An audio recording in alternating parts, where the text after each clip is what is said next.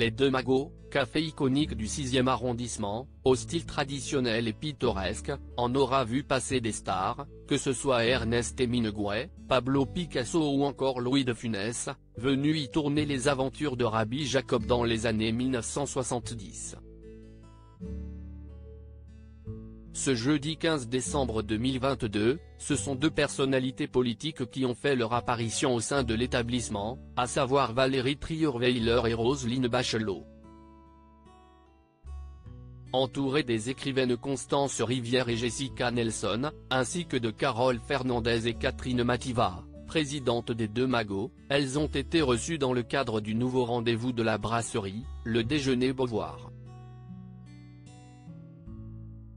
Ainsi, s'y est donc autour d'un délicieux repas qu'elles ont partagé un agréable moment de complicité, le sourire aux lèvres.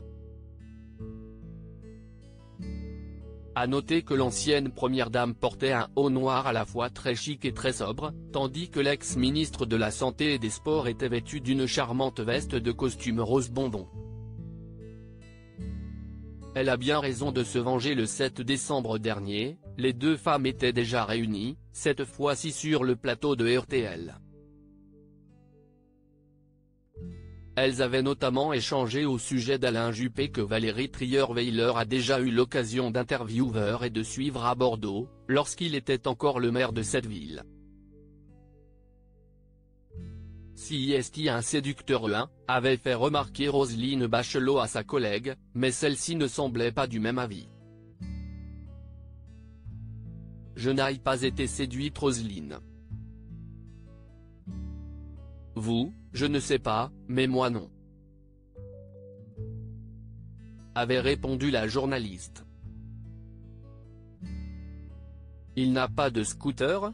Avait alors lâché Bernard Mabille, afin de clore cette séquence avec humour.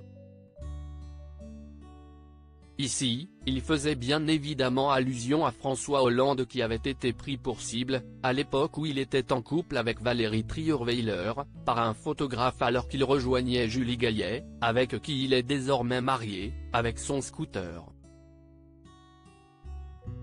À noter qu'à l'époque, Roselyne Bachelot avait pris la défense de Valérie Trierweiler, qui revenait sur cette trahison dans un livre.